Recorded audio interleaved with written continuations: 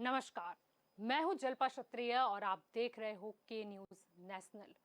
2022 का चुनावी ब्यूगल क्या बजा, चुनावी राजकीय भर्तियों का दौर शुरू हो गया। हर पार्टियों में कहीं ना कहीं मीटिंग चल रही है। अब 2022 का चुनाव काफी खास इसीलिए भी है क्योंकि 2022 में चुनाव होने जा रहे हैं। केंद्र और देश में जिसकी सरकार है वो भाजपा के गढ़ गुजरात में। अब चुनावी तैयारियों की बात करें तो सामाजिक व्यापारिक प्रतिष्ठित छवियों पर राजकीय पार्टी की भी नजर पड़ी है। राजनीति में नए मुखौटे भी आए गए हैं। अब नए मुखौटे से भाजपा को शायद अंदरूनी डर भी है कि चुनावी लड़ाई मजबूत होगी इस बार। टूटती कांग्रेस को अब अपनी तैयारी चौगुनी मजबूती के साथ करनी होगी क्योंकि नई पार्टी बढ़ती आपकी जितनी सत्ता पर नजर नहीं है उतनी कहीं ना कहीं कांग्रेस और विपक्ष के पद पर है। बढ़ती आप नए नए चेहरे दिन प्रतिदिन ला रही है। अब आपको बता दें कि आज चर्चा में आप यानी कि आम आदमी पार्टी नहीं आई। इसकी वजह भी मैं आपको बता दूं, इस फोटो को आप ध्यान से देखें। आप फोटो को ध्यान से देखिए और बताइए कि आपको क्या दिखाई।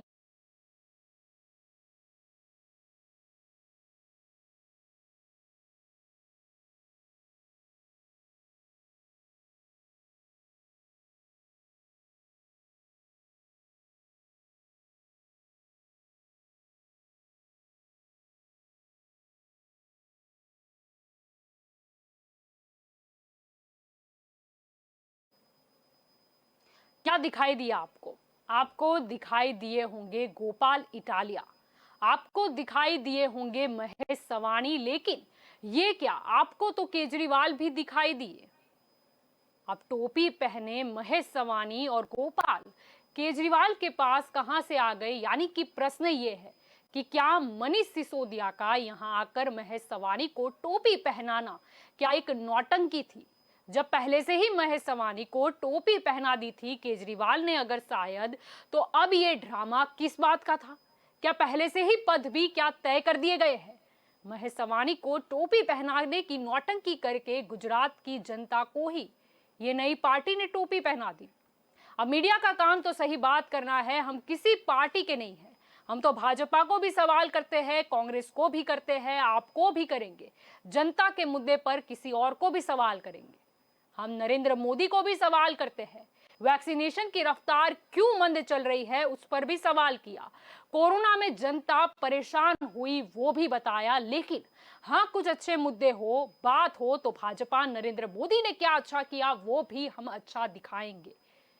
हम तो कांग्रेस नेता को भी सवाल करते हैं, विपक्ष से कोई गलती हो तो उस पर भी हम सवाल पूछते हैं, जवाब मांगते हैं, लोगों को सच्चाई बताई जाती है। वैसे हमने तो गुजरात में जनता के मुद्दों पर मुख्यमंत्री विजय रूपाणी को भी सवाल किए। तो जब गुजरात की जनता को बहकाने के लिए ड्रामा करा जाएगा, नोटंकी करी जाएगी, तो हम तो जनता को माहौल क्या है वो भी बताएंगे।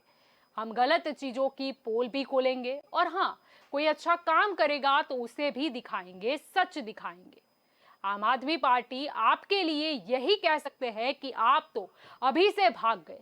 जो सवाल का जवाब न दे पाए, जो स्पष्टता न कर सके, वो जनता की बात क्या करेगी जो खुद की बात न रख सके। ठीक है, हमें तो बात करनी है, चर्चा करनी है, तो अब हम आ जाते हैं दंगल देश पर। तो आज हमारे साथ चुनावी भर्तियों का जो दौर शुरू हो चुका है उस पर बहस करने के लिए जुड़ चुके हैं राजनीतिक विश्लेषक की ओर से प्रशांत गढ़वी हमारे साथ जुड़े हुए हैं। भाजपा की तरफ से हमारे साथ कल्प पटेल जुड़े हैं, कांग्रेस की ओर से निशांत रावल हमारे साथ जुड़े हैं और जनप्रतिनिधि धनजी पाटीदार भी इस वक्त हमारे साथ मौजूद है। आप सभी का स्वागत है के न्यूज में। आपसे शुरुआत करते हैं, कल्प जी क्या कहना चाहोगे? चुनावी दौर शुरू हो चुका है, भर्तियों की शुरुआत हो चुकी है और आम आदमी पार्टी, पहले ईसूदान गढ़वी और अब महेश सवानी, क्या कहना चाहोगे? जलपा जी, सबसे पहले तो आपको और हमारी इस चर्चा में हमारे साथ जुड़े हुए सभी मेहमानों को मेरा नमस्कार, जय हिंद और वंदे मातरम। जब तक अभी बात है आम आदमी पार्टी की, तो हम पहले से ही जानते हैं कि आम आदमी का पार्टी का इतिहास ड्रामा करने का इतिहास रहा है किसी भी बाबत को वो ज़्यादा महत्व जानबूझकर देके मीडिया में उसका हाइप करना, ये आम आदमी पार्टी बखूबी जानती है। ये अरविंद केजरीवाल ने अपने राजनीतिक जन्म से ही ये सब देश की जनता को उनका षड्यंत्र दिखा दिया था कि वो पहले कहते थे कि मैं बच्चों की कसम खाता हूँ, मैं राजनीति में नहीं आऊँगा। फिर उन्होंने बोला कि हम गाड़ी नहीं लेंगे, हम बंगला नहीं लेंगे, उन्होंने सब कुछ लिया। फिर उन्होंने बोला हम कांग्रेस के साथ सरकार नहीं बनाएंगे, उन्होंने सरकार बनाई। और उसके बाद की उनकी नकारात्मक जो राजनीति है वो पूरे देश ने देखी है। जब तक गुजरात में उनके आने की बात है तो हमारा देश एक लोकतांत्रिक देश है, किसी भी पार्टी को गुजरात में आने की, चुनाव लड़ने की उनको पूरी छूट होती है।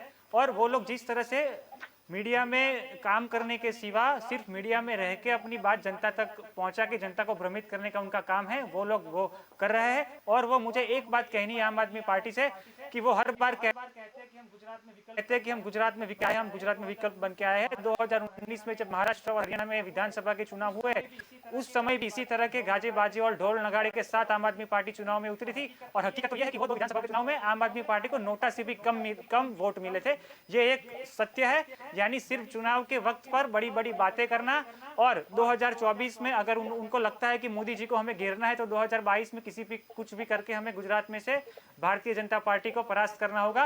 ये सब उनकी तैयारी का भाग है। इसलिए ये लोग अभी गुजरात में आके बड़ी बड़ी बातें कर रहे हैं। लेकिन गुजरात की जनता बहुत ही समझदार है। गुजरात में पिछले 25 सालों में और देश में पिछले 7 सालों में प्रधानमंत्री जी ने जो काम किए हैं, और गुजरात में विजय भाई और नितिन भाई के नेतृत्व में और हमारा संगठन पाटिल साहब और नड्डा जी के नेतृत्व में पूरी ताकत से चुनाव में उतरेगा। और हमारे काम जो हमने किए हैं वो हम जनता के पास लेके जाएंगे। और हमें पूरा विश्वास है कि गुजरात के राज के इतिहास में जैसे परिणाम कभी भी नहीं आए हैं, वैसे प्रचंड बहुमत वाले परिणाम भाजपा के समर्थन में आएंगे। और ये देश का एक चुनाव का ऐतिहासिक परिणाम साबित होगा। जी निशांत जी, आपकी ओर आना चाहूंगी, क्या कहना चाहोगे? 2022 के चुनाव का ब्यूगल बज चुका है और चुनावी भर्तियों की शुरुआत हो चुकी है, और नई आई आम आदमी पार्टी जो नए नए चेहरों को अपनी पार्टी में शामिल कर रही है, जैसे कि महेश सवानी को अभी किया गया, क्या कहना चाहोगे? जलपा जी, भारत माता की जय। सबसे पहले मैं आपके थ्रू जनता को ये क्लियर कर दूं, भारत माता की जय और वंदे मातरम की पार्टी या भारतीय जनता पार्टी की कोई जागीर नहीं है, क्योंकि ये कांग्रेस ने देश आजाद होने से पहले ये स्लोगन दिए थे। दूसरी बात, भारतीय जनता पार्टी के अपने नाटक शब्द से अपनी स्पीच की शुरुआत की। जो पार्टी का जन्म ही एक बहुत बड़े नाटक से हुआ हो जनसंघ में से, वो भारतीय जनता पार्टी के प्रवक्ता या तो उनके कार्यकर्ताओं को ये हक ही नहीं कि कोई भी पार्टी अगर किसी को ज्वाइन कर रही है, अगर कोई स्टेप ले रही है तो उसको नाटक साबित करे। रहा सवाल आम आदमी पार्टी का, मैं मानने वाला नहीं हूं, मैं कांग्रेस का कार्यकर्ता हूं। मैं आपको आंकड़ा की माहिती दूंगा।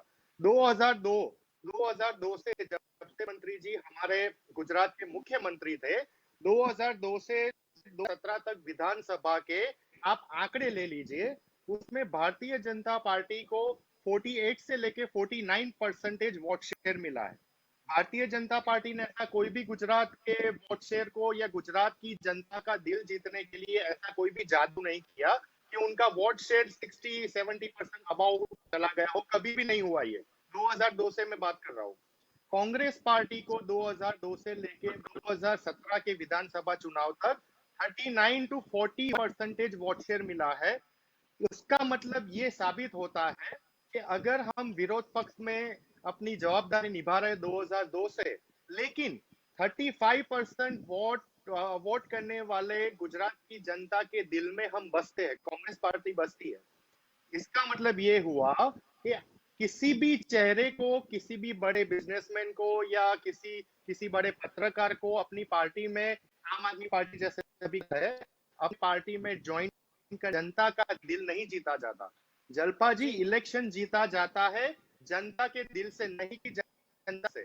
जनता जब लास्ट मोमेंट पे जनता को किसी भी पार्टी पे गुस्सा है, और वो पार्टी रूलिंग पार्टी है, लेकिन जब वो अंदर जाता है, वोटिंग मशीन में अपना वोट मत देने के लिए बटन दबाता है, उस समय तक उसके अंदर एक आशंका, यार ये पार्टी ने रोड अच्छे नहीं बनाए, इस बार इसको वोट दूं या ना दूं। लेकिन कभी कभी ये दिल की गेम हो जाती है। जिसके दिल में एक पार्टी बसती है वो जाके वोट देता है। आम आदमी पार्टी का अस्तित्व गुजरात की जनता के दिल में है, नहीं होने वाला है। आम आदमी पार्टी का अस्तित्व नहीं तो गुजरात की पावन भूमि पे है। आम आदमी जी पार्टी केवल और केवल भारतीय जनता पार्टी की बी टीम है। उसका काम होता है हर एक राज्य में, और वो भी वो राज्य में जब इनको इनके आईबी रिपोर्ट्स, जी इनके रिपोर्ट्स इनको बताते हैं राष्ट्रीय लेवल पे कि भैया ये राज्य में कांग्रेस या जी कांग्रेस के अलायंस पार्टी की सरकार बनने वाली है इस बार जनता का जूता खाना है। उस समय पे वो आम आदमी पार्टी के तमाम सीटों पर आम आदमी पार्टी के लोगों को अपनी बी टीम की तरह खड़े कर देते हैं कांग्रेस के जी वोट को डिवाइड करने के लिए। जी यही चीज महाराष्ट्र में हुई, यही चीज राजस्थान में हुई। राजस्थान में तो कोई संगठन था ही नहीं आम आदमी पार्टी का, फिर भी जी काफी सीटों पे लड़े। महाराष्ट्र में भी संगठन नहीं था। चलिए गुजरात में तो आपको दो पांच अच्छे चेहरे जिनको हम अच्छे मानते हैं, वो आम आदमी पार्टी में जुड़ते हुए आपको और मुझे और जनता को दिख रहे हैं। ठीक है, लेकिन ये सब विधानसभा आने के समय पे ही क्यों होता है, ये सबसे बड़ा जी क्वेश्चन है। क्या गुजरात की जनता मूर्ख है? जैसे आपने बोला कि गुजरात की जनता बोली है लेकिन मूर्ख नहीं है जलपा जी। जी गुजरात की जनता को सब दिखता है। जी गुजरात की जनता की आंख और उनके चश्मे क्रिस्टल क्लियर है, उनको जी क्लियर है ये जो भी जी नाटक चल रहा है ये भारतीय जनता पार्टी जी द्वारा संचालित नाटक चल रहा है कांग्रेस के वोट शेयर को तोड़ने के लिए। क्योंकि जी जी भारतीय जनता पार्टी के कोरोना काल के शायद जी प्रधानमंत्री जी ने नोटबंदी में भी लाइन पे रख दिया लोगों को, जीएसटी में लाइन पे रख दिया, के लिए लाइन में खड़ा कर दिया, एम्बुलेंस के लिए खड़ा कर दिया, वैक्सीन के लिए अभी लोग लाइन में जी खड़े हैं। लेकिन पिछले एक वीक से वैक्सीन की चर्चा करने की जगह पे कब जाके हमारे गुजरात में वैक्सीनेशन खत्म होगा इसकी चर्चा के बजाय पे ये लोग एक वीक से रजिस्ट्रेशन करके बेचारे लाइन में खड़े रहे। कोई जी किसी का जॉब छोड़ के आता है, कोई किसी का धंधा छोड़ के आता है, ये बातों को चर्चा नहीं करनी, उनको चर्चा करना है आम आदमी पार्टी, कांग्रेस, कांग्रेस, आम आदमी पार्टी। जी आपको ये मैं बहुत ही जवाबदारी पूर्वक बोल सकता जी हूँ जलपा जी, जी ये आम आदमी पार्टी का जो नाटक शुरू हुआ है उसका ring master Bharatiya Janata party है। जी प्रशांत जी, मैं आपकी ओर आना चाहूंगी। प्रशांत जी, मैं अब आपकी ओर आना चाहूंगी। यहाँ पर जो हमने देखा कि चुनावी भर्तियों का दौर शुरू हो चुका है, लेकिन साथ में ही ये जो बात करें हम सवानी जी, उनका फोटो आया है केजरीवाल जी के साथ, जिसमें उन्होंने टोपी पहन के रखी हुई। यानी अगर केजरीवाल जी के साथ उनकी मीटिंग तय थी, वो टोपी पहनाई गई थी, वहां पर ही तय हो गया था, फिर यहाँ पर मनीष सिसोदिया आते हैं और यहाँ पर उनको टोपी पहनाते हैं। मतलब ये सब ड्रामे की जरूरत क्या आन पड़ी? देखिए, उसमें डीपली में अगर आऊं तो मुझे ऐसा लग रहा है कि ये एक वॉर जैसा हो गया और एक कोमवाद का माहौल खड़ा कर कि सूरत, महेश सवाणी सूरत से बिलोंग करते हैं। जी सूरत में आपको 27 सीट मिली कॉरपोरेशन में। तो जब ये 27 सीट मिली, उससे पहले का जो भी ड्रामा हुआ या जो भी कोऑर्डिनेशन हुआ है आप और पाटीदार समाज के बीच में, हमारे बीच में जी भी धनजी भाई भी है, वो भी कुछ ज्यादा बात करेंगे। तो ये जो पूरा एक एक्शन हुआ है कि 27 सीट कैसे आई, हम सबको पता है। 27 सीट जीतने में आपका कोई कंट्रीब्यूशन नहीं है, वो समाज का कंट्रीब्यूशन है, जिनकी वॉर कांग्रेस के साथ थी। कुछ चुनिंदा लोगों को टिकट नहीं मिलने पर वो कांग्रेसियों ने अपना उनका साथ छोड़कर आम आदमी पार्टी से टिकट लेकर लड़कर ये सीट जीती है। तो ऐसा नहीं है जी कि आपकी आइडियोलॉजी, सूरत की जनता ने आपकी आइडियोलॉजी पे वोट नहीं दिया है। तो हो सकता है तब वो, क्योंकि उसके बाद एक विजय सरघस निकला था जिसमें अरविंद केजरीवाल जी आए थे, तो महेश सवाणी जी की तब मीटिंग हुई उनके साथ और कुछ लेवल का नेगोशिएशन हुआ होगा कि एंट्री लेनी है। अगर फिट है पहले से ऐसा मान तय कर दिया होगा कि मुझे आप में जुड़ना है, तो कैसे जुड़ना है, अगर ये पूरा फॉर्मूला बनाना है की तरफ। जी तो पिक्चर अगर मान क्रिएट लेते करनी हैं है। टीम, तो पिक्चर क्रिएट मतलब बीजेपी की कैसे इसको फॉर्मुलाइज किया जाए, कैसे फॉर्मलाइज किया जाए और किस तरीके से इनका एंट्री किया जाए, वो थोड़ी रात इन बिटवीन किसी ने, मतलब देखो विद इन पार्टी भी काफी सारों का मतलब फाइट चलती होती है।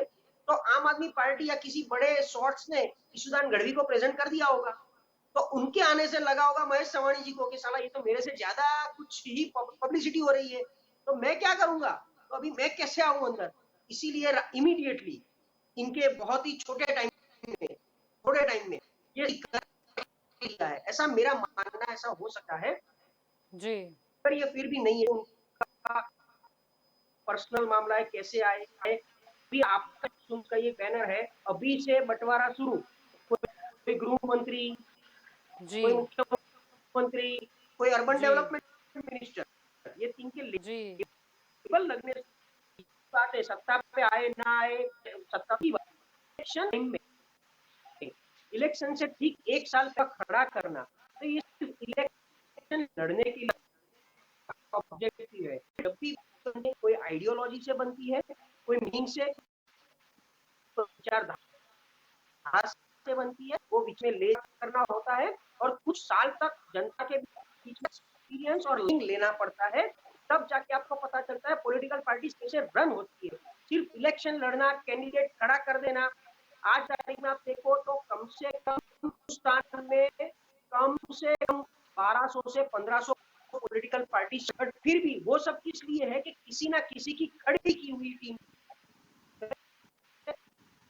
जो सिर्फ इलेक्शन करती है, फॉर्म भरती है, कैंडिडेट खड़ा करती है, मतलब उसके सामने जो विरोध पक्ष के दल का जो कोई छोटा आता है उसके वोट शेयर तोड़ने के लिए होता है। तो आज की 2017 में भाजपा की 40 सीट पे जो बिकॉज ऑफ किसान आंदोलन है, इसका अगर वोट शेयर काउंट किया जाए, उसके एमएलए काउंट 500 से लेके 3000 के बीच में कम से कम 30 सीट ऐसी है, तो 500 से 3000 के बीच की लीड से जीती है और वो 30 सीट पे पार्टी बहुत थोड़ा ज्यादा है। और आम आदमी पार्टी, मैं तो बोल रहा हूँ कि जिस तरीके से सूरत को पाटीदार समाज की इच्छा है कि सीएम हमारा होना चाहिए या हम पाटीदार एक ही पार्टी के साथ बैठना चाहते हैं, फिर वो भाजपा भी हो, वो कांग्रेस भी हो सकती है, वो आम आदमी पार्टी भी हो सकती है। ऐसे हर संगठन है, सोशल संगठन, वो डिसाइड करना शुरू कर दिया है। तो पाटीदार समाज ये जो 30 सीट बूथ को लेके बैठी है, वहां कुछ ऐसा खेल रचे कि पार्टी को उसकी सक्सेस मिले। अभी वो एक पार्टी कौन सी हो सकती है, ए बी सी, और जनता देखेंगे 22 के दिसंबर के इलेक्शन के बाद। लेकिन आज की तारीख में सीजनल जो बिजनेस होता है कि फरवरी में काइट फेस्टिवल होता है, फिर होली आती है तो कलर है, फिर मैंगो सीजन आता है, खजूर की सीजन, वैसे इलेक्शन एक सीजन होती है। हर एक अपने पक्ष में जिसका एग्जिस्टेंस थोड़ा लो होता जा रहा है, तो उसका दिखाने के लिए खड़ा होता है। जिस तरीके से 2 दिन पहले भाजपा के मंत्री पुरुषोत्तम सोलंकी ने भी बोल दिया कि हमारे समाज को बहुत नुकसान हो रहा है। तो ये बिफोर इलेक्शन की एक फॉर्मूला है, एक स्टैंडर्ड प्रोटोकॉल है। ऐसे काफी सारे निरेंगे जैसे आपने बोला बड़े बड़े चेहरे जुड़ रहे हैं। 2019 के इलेक्शन के बाद एक बड़ा फ्लो चला था, लोग भाजपा में जुड़ रहे थे, काफी डॉक्टर्स, आज हमने कम से कम 100 डॉक्टर्स जुड़े, 100 वकील जुड़ गए, 100 गए। वो हेमंत चौहान हमारे बहुत ही सुप्रसिद्ध कलाकार है, उनको भी केस पहना दिया गया था। बाहर आके उन्होंने क्लैरिटी दिया था कि हम कोई पक्ष ज्वाइन नहीं कर रहे हैं, हमको जुड़वा दिया जाता है। उसी तरह ये पॉलिटिकल पार्टी। जी बिल्कुल। धनजी जी, मैं आपकी ओर आना चाहूंगी। यहाँ पर जब हम बात कर रहे हैं कि चुनावी भर्तियों का दौर शुरू हो चुका है, महेश सवानी जुड़ चुके हैं, क्या कहेंगे आम आदमी पार्टी में? जलपा जी, पहले तो आपका और साथी मित्र सब जुड़े सबको नमस्कार करता हूँ। सब तीनों पार्टी देखो, पहले भाजपा हर रोज बोलती है तो गुजरात की जनता समझदार। प्रशांत जी आप समझिए, यही प्रोपेगेंडा चलाते हैं। पहले ये बोलते, भाजपा वाले भी यही बोलते तो गुजरात की जनता समझदार, कांग्रेस वाले भी यही बोलते तो गुजरात की जनता समझदार, आप वाले भाई अभी यही बोलना शुरू कर दिया है कि भाई गुजरात की जनता समझदार। मेरे को जो दिखाई दे रही है राजनीति, इसमें आम आदमी पार्टी ने पाटीदार कार्ड खेला है। आप समझ लीजिए मेरी बात, बहुत गंभीरतापूर्वक ये समझना है आपको को पाटीदार कार्ड खेला है। और पाटीदार चेहरा, वो चेहरा जो लेके आई है आम आदमी पार्टी महेश सवानी का, वो चेहरा सीएम का चेहरा, और वो चेहरा लाना जरूरी था। कारण कि सीएम तो 2022 में नक्की करना ही है, पहले तो सीएम कौन बनेगा, तो वो ऑप्शन आम आदमी पार्टी ने पहले रख दिया अरविंद केजरीवाल, सीएम कौन। और पाटीदार कार्ड है, जलपा मैडम आप समझिए, पाटीदार कार्ड खेलना जरूरी है, नहीं तो गुजरात में टिकना असंभव है। वो सब जानती है, ये प्रोपेगेंडा है। और ये जो काम किया है केजरीवाल जी ने, सोच समझ के किया है। वहां से क्या लाए, पहले ईसुदान भाई लाए, वो ठीक है, वो गढ़वी है। और सब में लोकप्रिय है ईसुदान भाई, लेकिन पाटीदार का मतों को लाने के लिए, पाटीदारों को रुझाने के लिए, समझाने के लिए, बहलाने के लिए, और आम आदमी पार्टी में गोपाल सब इटालिया काफी नहीं थे क्या? वो गोपाल इटालिया वो बात छोड़ो आप, महेश सवानी सीएम है और पाटीदार कार्ड खेले। गोपाल इटालिया का तो अभी देखते जाओ आगे आगे क्या होता है। मैं जो देख रहा हूं, मेरे को जो राजनीति दिखाई दे रही है, मैं जो देखता हूं कि ये कार्ड, मेरा कहना यही है। और आप मेरी बात समझिए, आपने गोपाल इटालिया बोल, आप महेश सवानी विधानसभा की चुनाव तो लड़ेंगे, महेश सवानी कहीं कहीं से भी खड़े हो जाए वो जीत जाएंगे, ये पक्का है। ईसुदान भाई गढ़वी कहीं से भी खड़े हो जाए वो जीत जाएंगे, कारण कि ईसुदान भाई गढ़वी मीडिया है, पत्रकार थे और ये बात बोली है, जनता के लिए लड़े हैं, सवाल उठाए हैं। और महेश भाई जो है वो उद्योगपति है, 2000 जितनी बेटियों, 2500 2000 बेटियों को, बिना माँ बाप की बेटियों को शादी करवाया है। और सोशल जो काम है, जो सामाजिक काम है, वो सब जनता में किए हुए है। इसीलिए ये कार्ड खेलना जरूरी था। और ये कार्ड आम आदमी पार्टी केजरीवाल जी ने जो कार्ड खेला है वो अभी सही है, और 2022 का सीएम का चेहरा भी बता दिया सबको। अभी ये कांग्रेस, तीसरी बात मैं आपको बता दूं,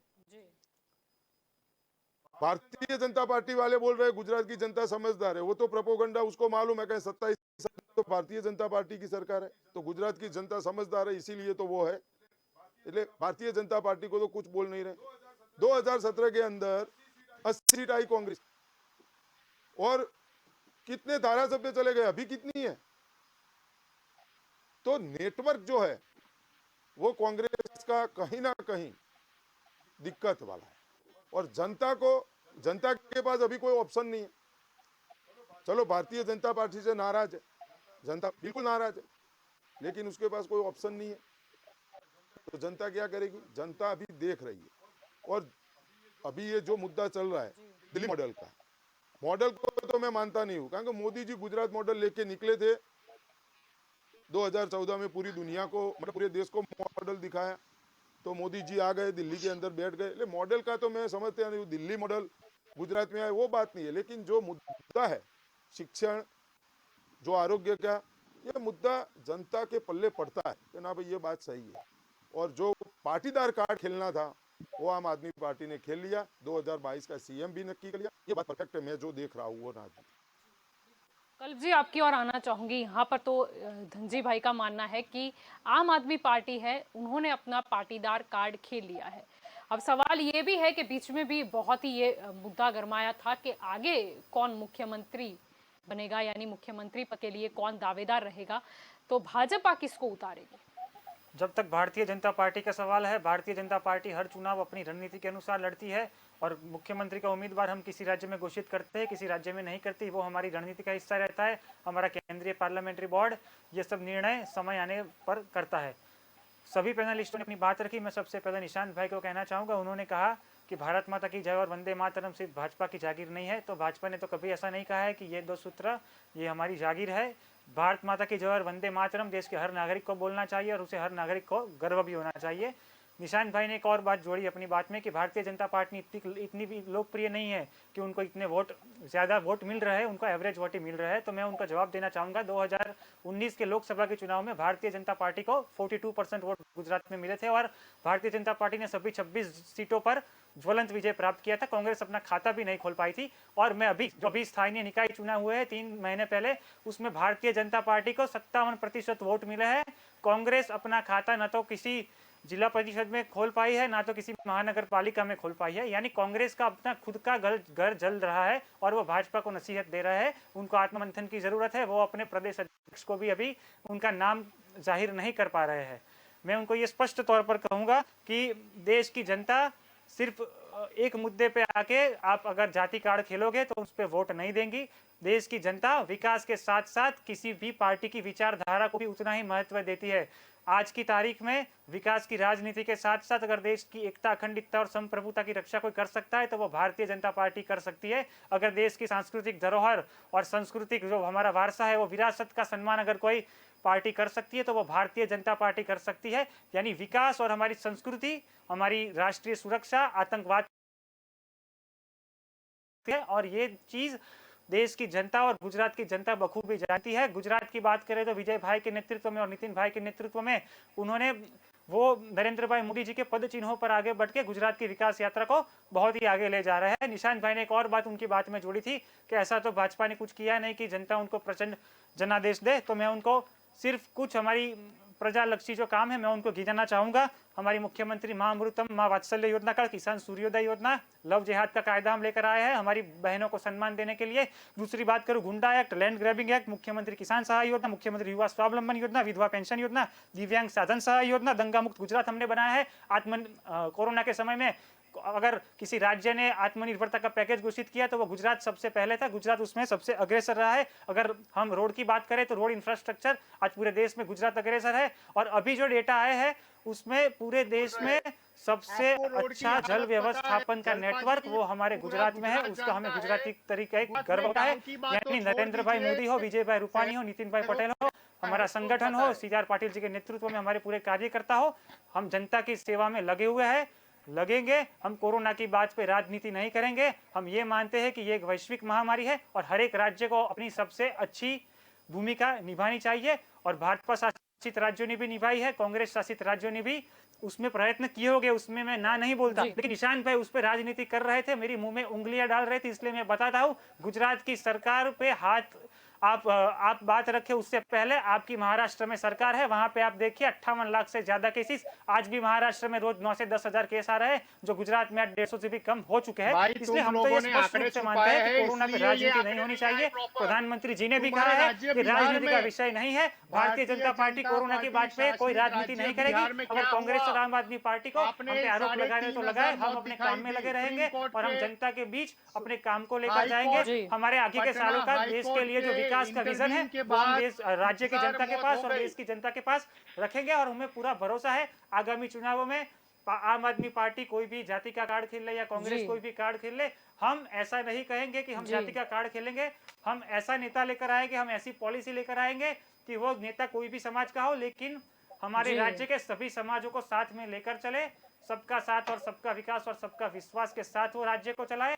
इसलिए भारतीय जनता पार्टी अपनी विकास की राजनीति को लेकर आगे जाएगी। हम किसी और राजनीति में नहीं पड़ेंगे। गुजरात में सबका स्वागत है, लेकिन गुजरात की जनता के आशीर्वाद भाजपा के साथ है और भाजपा के साथ ही रहने वाले हैं। जी, तो दंगल देश का में अभी वक्त हो चला है एक कॉमर्शियल ब्रेक का। कॉमर्शियल ब्रेक के बाद हम इस चर्चा को आगे बढ़ाएंगे, बात करेंगे कि चुनावी भर्तियों की दौर की जो शुरुआत हो चुकी है तो अब आगे क्या। Commercial break.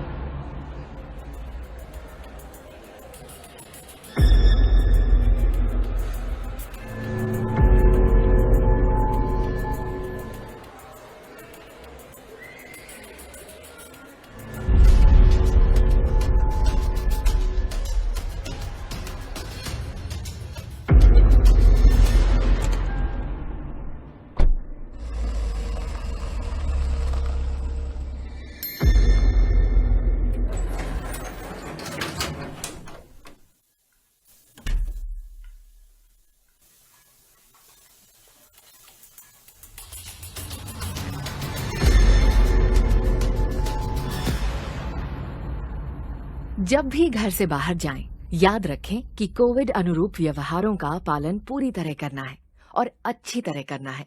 यानी मास्क पहनकर रखें, दूसरों से कम 2 गज की दूरी बनाकर रखें और समय समय पर हाथ साफ करें ताकि हम और हमारा परिवार कोरोना से बचा रहे।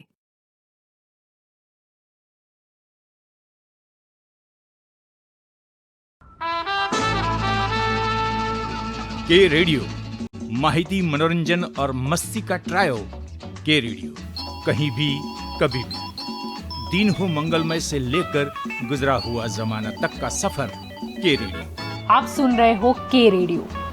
जल्द शुरू हो रहा है के न्यूज की सुरीली भेंट। के रेडियो आप सुन रहे हो के रेडियो, कहीं भी कभी भी। आप हमें डाउनलोड कर सकते हैं, लाइक कीजिए, कमेंट कीजिए, सब्सक्राइब कीजिए और सुनिए के रेडियो कहीं भी कभी भी। मैं हूँ आपकी आज जलपा।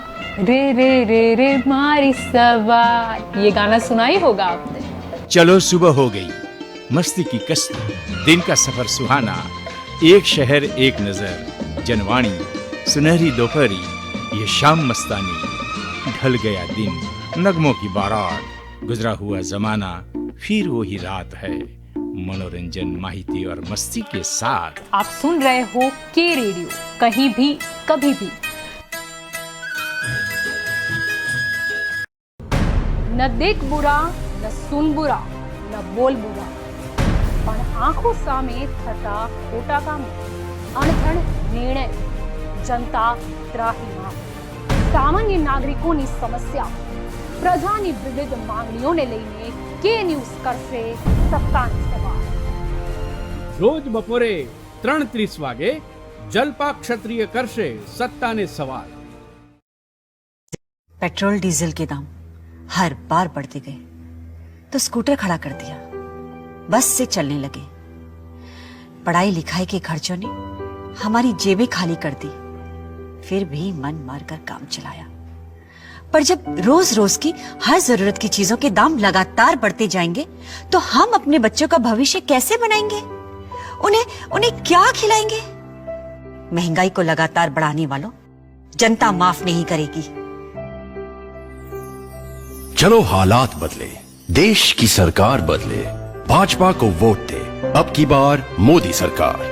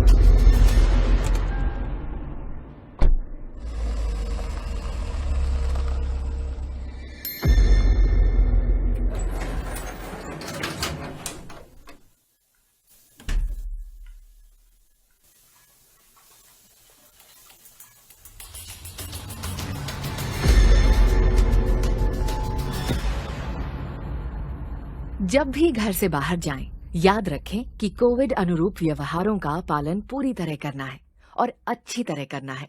यानी मास्क पहनकर रखें, दूसरों से कम 2 गज की दूरी बनाकर रखें और समय समय पर हाथ साफ करें ताकि हम और हमारा परिवार कोरोना से बचा रहे।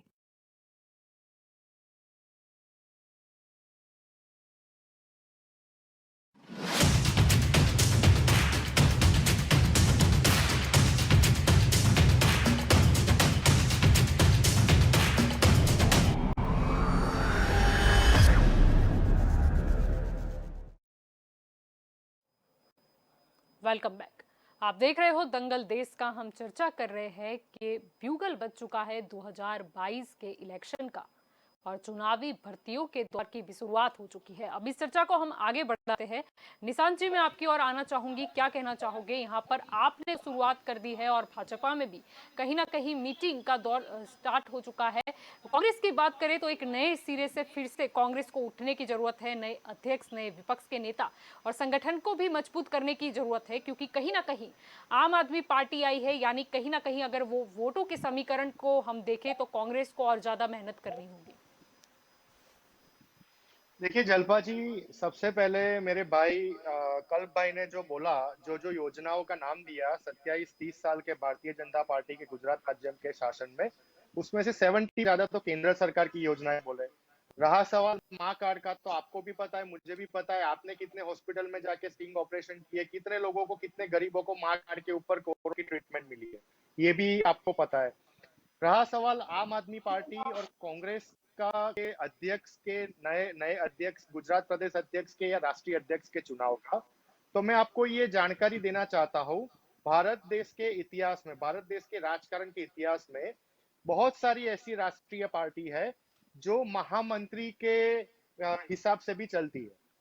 किसी राष्ट्रीय पार्टी में राष्ट्रीय अध्यक्ष होना जरूरी नहीं होता, बल्कि हमारे पास गुजरात में अमित चावड़ा जी हमारे अध्यक्ष है, बल्कि उन्होंने गुजरात के जो निकाय चुनाव हुए थे उसकी जवाबदारी लेते हुए उन्होंने रेजिग्नेशन दिया था, जो रेजिग्नेशन हाई कमांड ने एक्सेप्ट किया है।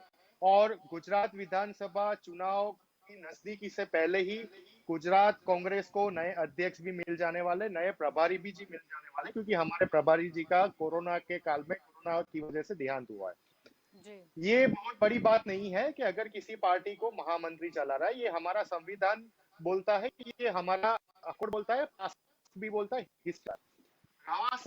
रहा सवाल आम आदमी पार्टी का, तो गुजरात के इतिहास में जब से गुजरात नवनिर्माण हुआ है, गुजरात के इतिहास में केशु बापा हो या शंकर सिंह वाघेला बापू जी हो या फिर भारतीय जनता पार्टी के जो अभी घनिष्ठ कार्यकर्ता है गोवर्धन झड़पिया जी हो, बहुत सारे लोगों ने अपनी पार्टी का एस्टेब्लिशमेंट करने की कोशिश की, चुनाव पे खड़े हुए, बहुत बैनर लगाए, बहुत सारा धांधल धमाल किया, लेकिन वो कभी भी एस्टेब्लिश नहीं हो चुकी। वो कभी भी राजकारण में सीट लाके अपना नाम, अपना डंका नहीं बजा सकते। हालांकि एनसीपी भी गुजरात में काफी समय से इलेक्शन लड़ रही है, जो हमारी अलायंस पार्टी रही है और अभी है महाराष्ट्र में, वो भी 2-3 सीट से ज्यादा, यानी एक इनका ये गुजरात पता नहीं क्या है, लेकिन गुजरात एक लेबोरेटरी है, एक पॉलिटिकल लेबोरेटरी है। देश में अगर कुछ नया होना होता है कोई भी राजकीय पार्टी के लिए, तो उसकी शुरुआत गुजरात से होती है। ये हमारी हिस्ट्री है। आम आदमी पार्टी अगर ये सोच रही है कि वो गुजरात में आके सूरत की तरह 20 पक्ष की भूमिका बजाएगी, वो पॉसिबल नहीं है, क्योंकि गुजरात की जनता जब वोटिंग करने जाती है, they never accept any third front in Gujarat. Gujarat में या तो भारतीय जनता पार्टी या तो भारतीय राष्ट्रीय कांग्रेस, ये दो ही बड़ी पार्टी है, और फ्यूचर में भी आपको यही दिखने को मिलेगा। बाकी की कोई भी राष्ट्रीय पार्टी हो या प्रादेशिक पार्टी हो भी लड़ने का बहुत प्रयास किया, मायावती ने बहुत सारी पार्टी आई, लेकिन उनका कभी एस्टेब्लिशमेंट नहीं हो पाया। ये हमें बहुत ही थरो समझना पड़ेगा। ऐसा कि गुजरात में जो थर्ड फ्रंट आया या थर्ड पार्टी आई है, उसके नेताओं में दम नहीं था, ऐसा भी नहीं है, या तो फिर वो जनता तक पहुंच नहीं पाए, ऐसा भी नहीं है, या तो उनके पास इलेक्शन लड़ने का या आगे जीतने जनता के लिए क्या काम करेंगे उसका एजेंडा नहीं था। लेकिन जो आपका क्वेश्चन था उसका एक ही शॉर्ट आंसर है, गुजरात में कोई भी थर्ड पार्टी एस्टेब्लिशमेंट नहीं कर सकती। रहा सवाल कांग्रेस का, तो राजनीति, राजकारण एक कांस्टेंट प्रोसेस है, एक कांस्टेंट पद्धति है जो चलती जाती है। जैसे हमारा जीवन चलता जाता है, वैसे राजनीति, राजकारण चलता जाता है। बोला जाता है, देयर इज अ सेइंग, कि राजनीति, राजकारण में कोई भी मरता नहीं है, हमेशा जिंदा रहता है। हर एक का समय खराब आता है, हर एक का समय अच्छा आता है। जैसे भारतीय जनता पार्टी भी 4 सीट पे सिमट गई थी एक जमाने में, ऐसे कांग्रेस पार्टी के अभी जो 55 एमपी है, इसका मतलब ये नहीं है कि कांग्रेस कभी 400 से ऊपर, राजीव गांधी जी के समय में 400 से ऊपर भी सीट आई थी, इंदिरा गांधी जी के समय में भी आई है। सो कांग्रेस खत्म हो गई, ये बात बोलना भारतीय जनता पार्टी को शोभा नहीं देता। आज देश के बड़े राज्य, पंजाब ले लीजिए, छत्तीसगढ़ ले लीजिए, महाराष्ट्र ले लीजिए, राजस्थान ले लीजिए, मध्य प्रदेश में उन्होंने छल कपट करके हमारी सरकार छीन ली। जनता का दिया हुआ जनादेश के ऊपर उन्होंने थप्पड़ मारी भारतीय जनता पार्टी ने। लेकिन आज भारत देश के 5 से 6 बड़े राज्यों में कांग्रेस शासित सरकारें चल रही है। आप साउथ इंडिया की बात करें तो वहां पे Bharatiya Janata party almost zero की कंडीशन में है, एक आधा राज्य आंध्र प्रदेश को छोड़ के। आप ईस्ट आप पश्चिम बंगाल की बात करें तो वो रिजल्ट भी हम सबके सामने है। सो ऐसा नहीं है। जब मोदी जी प्रधानमंत्री बने थे, उनका स्लोगन था कांग्रेस को हम जीरो कर देंगे, कांग्रेस के बिना वाला भारत, या जो भी हो व्हाटएवर, मैं उसको दोहराना नहीं चाहता। ऐसा हुआ क्या? नहीं हुआ। ये नहीं, ये दुनिया की किसी भी कंट्री में पॉसिबल नहीं है। जब तक भारत देश है तब तक भारत देश में यानी ये भाजपा कांग्रेस का है कांग्रेस और मुक्त रहेगी। भारत का सपना तो साकार नहीं होगा, चाहे कुछ भी हो जाए। जी it's not possible, it's not possible. ये देखिए, कुछ समय के लिए हर एक, हम लोग नहीं बोलते हैं एक दशका होता है, हर एक बिजनेस में दशका होता है, हर एक प्रोफेशन में एक दशका होता है, राइट? 10 साल होते हैं। 10 साल में आपकी बढ़ती होती है, आपकी चढ़ती भी होती है। उसका मतलब ये नहीं कि कोई खत्म हो गया, कोई खत्म नहीं होता जलपा जी। और पर्टिकुलरली पॉलिटिक्स में तो कोई पार्टी खत्म नहीं होती। जी जी बिल्कुल। प्रशांत जी, मैं आपकी ओर आना चाहूंगी। आज हम बात कर रहे हैं चुनावी भर्तियों की, तो आपको क्या लगता है, अभी तो ये शुरुआत हो गई है, अभी जिस तरह के से आप नए नए चेहरे लेकर आ रही है, शायद भाजपा में भी कुछ बदलाव देखने को मिले या कांग्रेस में भी कोई नए चेहरे देखने को मिल सकते हैं? जिस तरीके से निशांत भाई ने बहुत अच्छी तरीके से बताया कि it's a on going continuous process. तो प्रोसेस में एक सर्कल घुमाना भी जरूरी होता है। देखिए, आज की तारीख पे कल हमारे बैठे निशांत भाई हमारे बीच में बैठे, तो जो स्पोक पर्सन है वो भी बदलते जाते हैं। उसी तरह चेंजेस आप करते रहोगे, यूथ को थोड़ा प्रमोट करोगे, मोटिवेट करोगे, तो हर एक पॉलिटिकल पार्टीज को चेहरे बदलने से अच्छा है चेहरे जोड़ना। और वो जोड़ना है तो विचारधारा से जोड़ना है, नहीं इलेक्शन को टारगेट करके। क्योंकि पॉलिटिक्स में आते हो तो सिर्फ सत्ता के लिए नहीं आते हो, जनता के बीच में रहने के लिए। तो आपके पास 1000 बहाने होने चाहिए, 1000 चीजें होनी चाहिए किस तरीके से आपको आना है। तो उसी तरह जब ये लोग आते हैं, आएंगे, तो क्या लेके आना है दोनों के पास। हम दोनों की अगर बात करें, क्योंकि बीजेपी 80 से है और कांग्रेस 135 ईयर्स पुरानी है, एक विचारधारा है, दोनों के पास खुद का एक इतिहास है, जिस तरीके से उनकी रचना हुई, क्या लेके आए, क्या सरकार में बैठे तो क्या किया, कौन से वर्ग के लिए सोचा, अमीर वर्ग, गरीब वर्ग, मध्यम वर्ग, क्या बेनिफिट्स आम जनता को दिलाए गए, सिस्टम में ऐसा क्या खड़ा किया ताकि को लगे कि हम भारत जैसे देश की इतनी बड़े अर्थतंत्र में, इतने बड़े लोकतंत्र में इसी तरह रह रहे हैं। उसी तरह राज्य में भी ये लागू पड़ता है। तो जो भी पॉलिटिकल पार्टीज को दिन प्रतिदिन उनका कार्यकर बेस बढ़ाना पड़ेगा, क्योंकि ये पिरामिड स्ट्रक्चर है पूरा। Politics is a pyramid.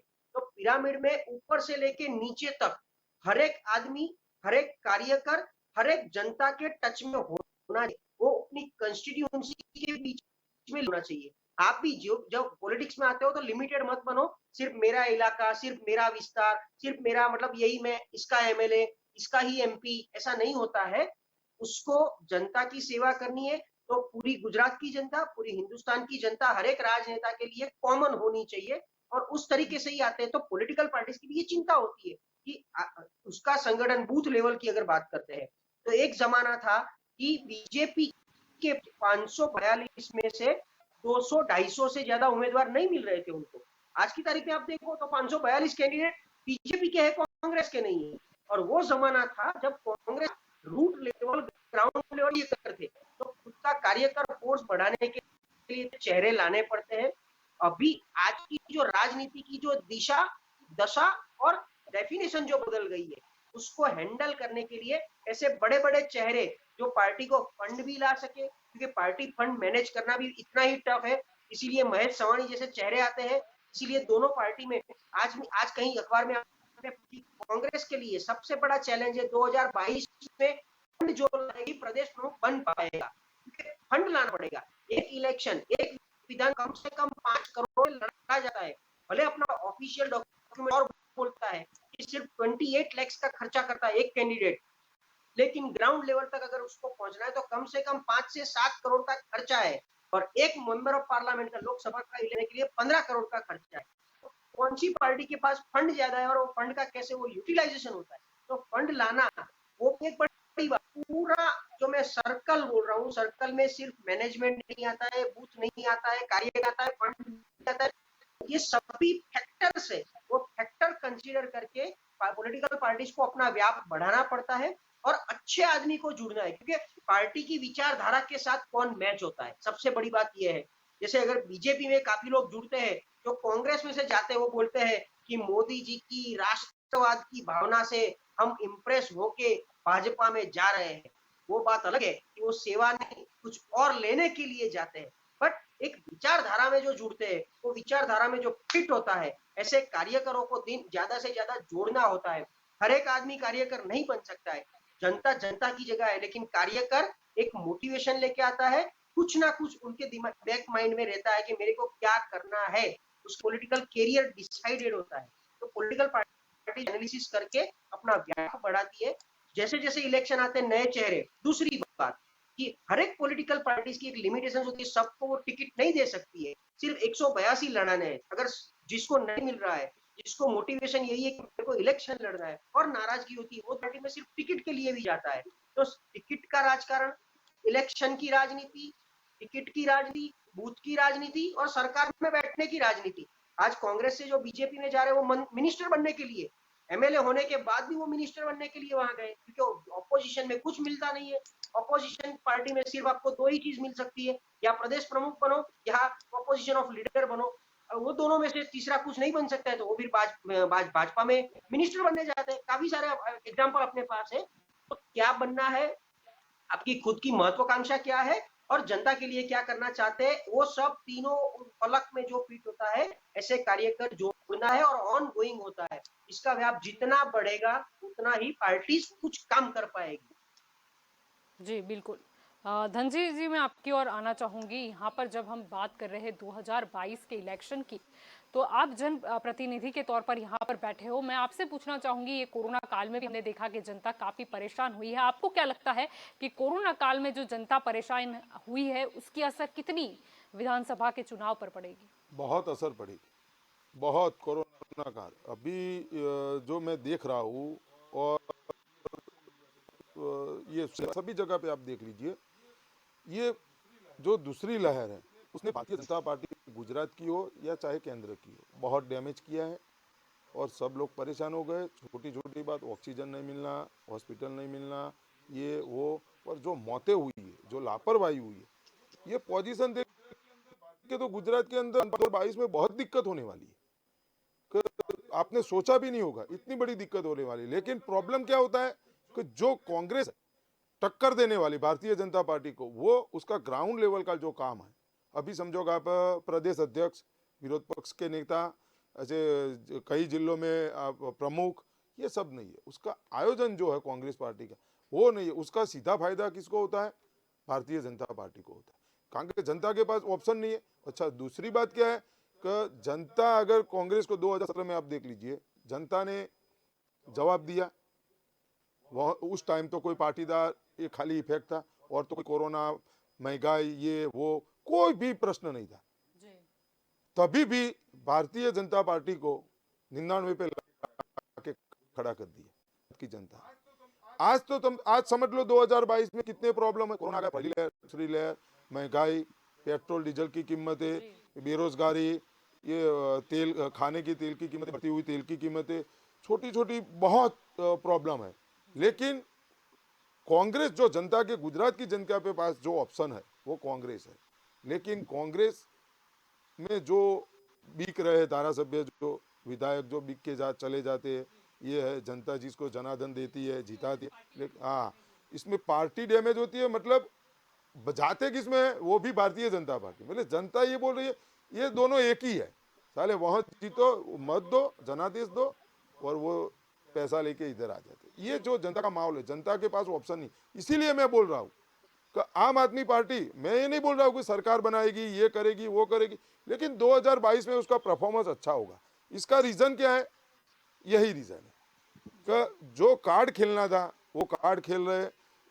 Party क्या है कि अच्छे अच्छे आदमी लाने से पार्टी अच्छी बनती है। पार्टी अच्छी होने से अच्छे आदमी नहीं बनते, ये सब जानते हैं। लेकिन अच्छे अच्छे आदमी, सही आदमी जो है, आज ईशुदान जी लाए, गोपाल इटालिया जो है यंग ब्लड है, वो भी है। आज समझो महेश सवानी आए, तो ये जो गीतकार आए वो ये सब जो आए, जो चेहरा लेके आए, वो सत्ता में आए ऐसा मैं नहीं बोल रहा हूँ, लेकिन दिक्कत परफॉर्मेंस अच्छा होगा 2022 में।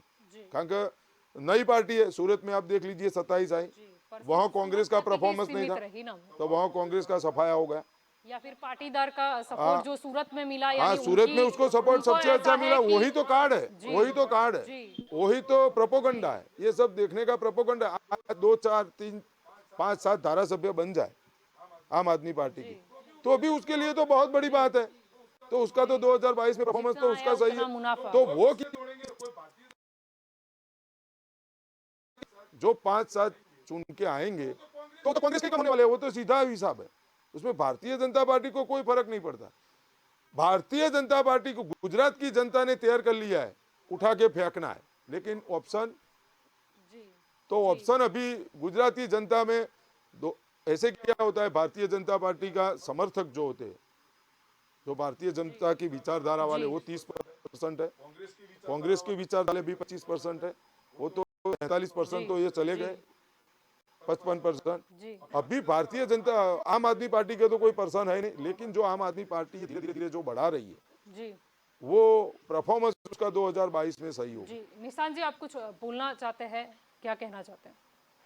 जलपा जी, देखिए, मैं धनजी भाई का काफी सम्मान करता हूँ, उनकी बातों से काफी अग्री भी हूँ, लेकिन थोड़ा सा मैं उनकी बातों को एक्सटेंड करना चाहता हूँ। उन्होंने जो बोला कि गुजरात की जनता के पास ऑप्शन नहीं है। देखिए, जब ABCD शुरू होता है ऑप्शन के लाइन में, तो पहले A होता है, उसके बाद B होता है, उसके बाद C होता है, ठीक है। A जो है वो रूलिंग गवर्नमेंट है, आज की रूलिंग गवर्नमेंट है भारतीय जनता पार्टी। B में आती है कांग्रेस, जो 60 to 80 MLAs कंटिन्यूअसली 2002 से 2017 खराब से खराब समय में भी, अच्छे से अच्छे समय में भी एवरेज लाई है।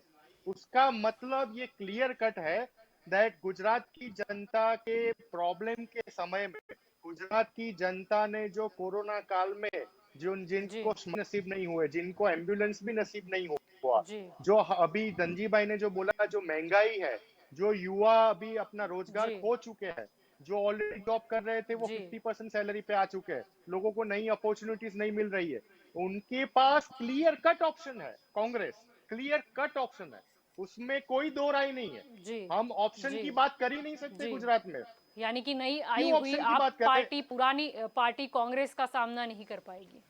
वो भले ही उन्हें सत्ता पद से ज्यादा शायद विपक्ष की कुर्सी पर नजर है, लेकिन वो कामयाब नहीं रहेगी। जलपा जी, दूसरा एक एग्जांपल दूं, अभी आम आदमी पार्टी को दिल्ली में एस्टेब्लिश हुए 7 साल 8 साल भी नहीं हुए थे, और उनके बड़े चेहरे विश्वास जी, योगेंद्र यादव जी, क्यों उनको प्रशांत भूषण जी क्यों उनको छोड़ के चले गए जी? क्यों चले गए? अभी गुजरात में मुंह दिखाई के लिए ज्वाइन कर लिया क्या? आशुतोष जी जो पत्रकार थे, आशुतोष जी भी अभी किनारा कर लिया है उन्होंने आम आदमी पार्टी से, वो तो बहुत बड़े राष्ट्रीय पत्रकार थे। तो चेहरे ज्वाइंट करने से कोई पार्टी किसी के अगेन में बोलता हूँ, किसी जनता के दिल में बसना शुरू कर जाए, ऐसा नहीं होता।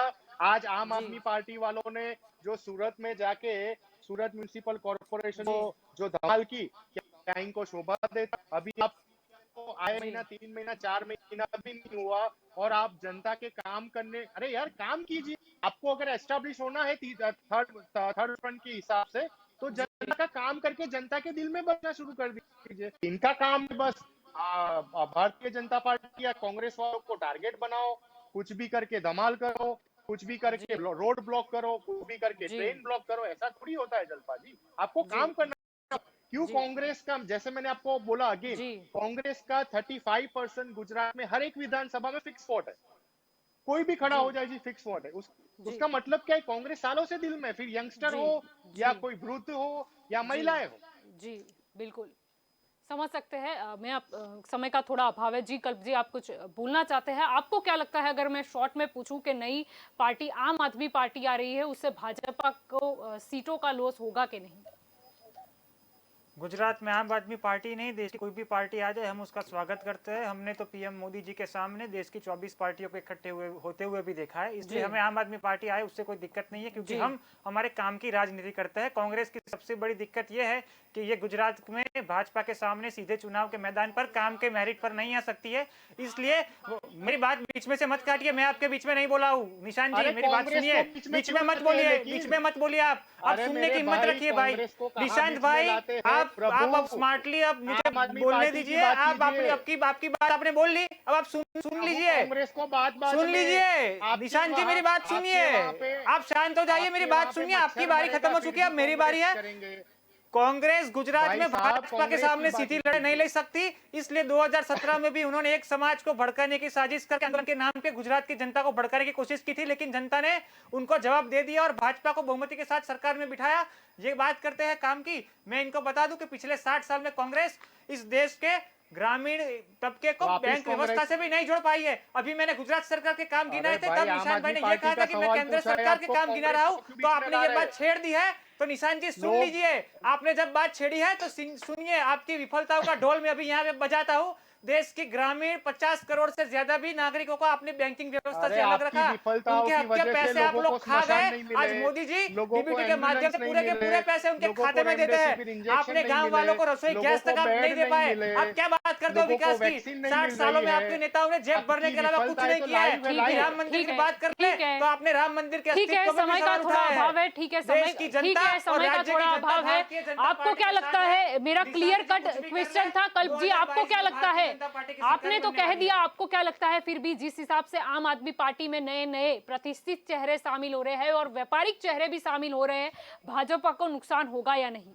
किसी भी पार्टी में अच्छे लोग जुड़े उससे हमें कोई एतराज नहीं होता है, लेकिन हर पार्टी अपनी विचारधारा पे चलती है। वो आम आदमी पार्टी में जुड़े हैं, वो आम आदमी पार्टी की बात आगे रखेंगे, भारतीय जनता पार्टी अपनी बात आगे रखेगी और हमें पूरा विश्वास है कि भारतीय जनता पार्टी पे जनता विश्वास करेगी, एक और बार करेगी। और दिल्ली जो आम आदमी पार्टी की बात है तो 289 मैट्रिक टन रोज की आवश्यकता थी, उन्होंने 1100 मैट्रिक टन देश का मेडिकल ऑक्सीजन उन्होंने मांगा और उससे देश के 12 राज्यों में ऑक्सीजन की किल्लत हुई है। ये भी एक सत्य है। सिर्फ अखबारों में बड़ी बड़ी जाहिरातें छापने से या मीडिया में प्रेस कॉन्फ्रेंसेस करने से देश नहीं चलता। ये गुजरात की जनता बहुत ही समझदार है। ये अर्बन नक्सलों को गुजरात में एंट्री मिलेगी। जब तक कांग्रेस की बात है, कांग्रेस आज गुजरात में वजूद घुमा चुकी है। नरेंद्र भाई मोदी और विजय भाई और हमारे पाटिल जी के नेतृत्व में हम चुनाव में जाएंगे। ठीक है, समय का अभाव है। प्रशांत जी, आपसे आखिरी सवाल मेरा, आपको क्या लगता है नई पार्टी जब आ रही है मैदान में, उसके लिए भी वो जो सपने देख रही है यहाँ पर, उसको लगता तो नहीं है कि उतने वोट जाएंगे, क्योंकि सत्ता पक्ष में भारतीय जनता पार्टी है और विपक्ष में सबसे पुरानी पार्टी है कांग्रेस?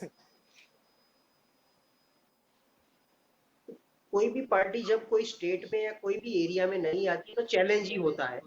पहली बार में तो एक्सपीरियंस लेना होता है, क्योंकि आप डायरेक्ट इलेक्शन लड़ने आए। ऐसा तो है नहीं कि 2-3 साल मेहनत के प्रश्नों को खड़ा किया है कहीं ना कहीं। आज बताइए, आम आदमी पार्टी ने जनता के कितने सवालों को खड़ा विपक्ष को दिया हो या सरकार को दिया हो और उसका सॉल्यूशन लाए हो। ऐसा एक चीज, एक सक्सेस स्टोरी बता दो।